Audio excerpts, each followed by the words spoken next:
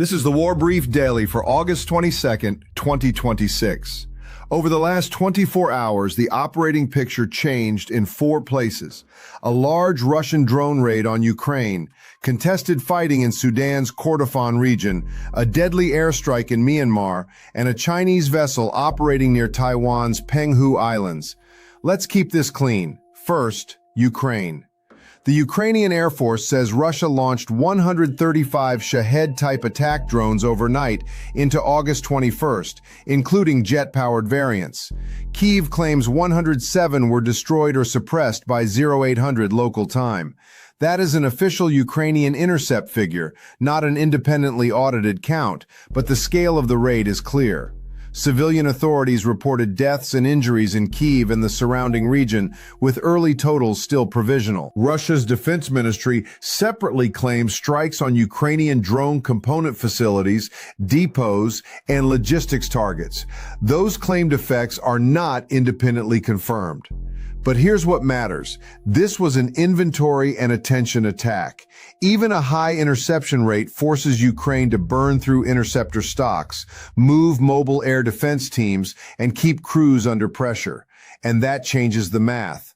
Watch for a follow-on combined drone and missile package, plus verified damage assessments from the targeted areas. On the ground, Ukraine's general staff reported 238 combat engagements in its latest reporting period, nearly 60 around Pokrovsk and Kostiantynivka. There is no confirmed territorial breakthrough in this cycle. The headline is Sustained Russian Assault Tempo on the Donetsk Axis, not a map-changing advance.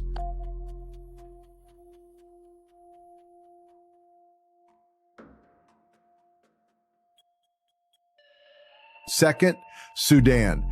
Fighting around Arda in North Kordofan is serious, but control of the town remains disputed. Emergency Lawyers, a local Sudanese NGO, says a rapid support forces attack killed more than 14 civilians, wounded dozens, and displaced residents. The RSF claims it captured Arda. An army source says government forces repelled RSF attacks there and near Jabal al-Hashaba. Both sides cannot be right, and independent confirmation is not in yet. Why it matters. Arda sits in the wider approach to El Obeid and the routes linking central Sudan to Darfur. Control of those roads affects troop movement, resupply, and civilian flight. Watch for satellite imagery, local administrative confirmation, and follow-on drone or artillery activity. Third, Myanmar.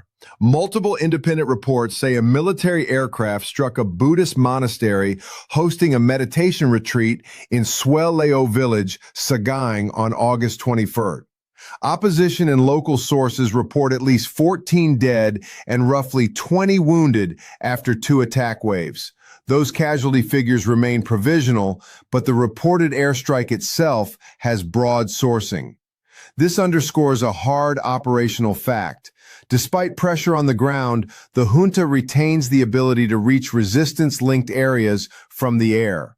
Watch for a junta statement, casualty verification, and any resistance response. Finally, Taiwan. Taiwan's Coast Guard says it shadowed the Chinese research vessel Tongji near the Penghu Islands as it moved southeast through sensitive waters. Taipei says the ship did not deploy or tow instruments. No Chinese explanation was available in this reporting window. No shots were fired. But gray zone activity near Penghu is about presence, surveillance, and testing response patterns. Quiet does not mean irrelevant. The Middle East, Red Sea, Gulf, Gaza, and much of the Sahel produced no new, clearly corroborated operational development in this window. No padding, no noise.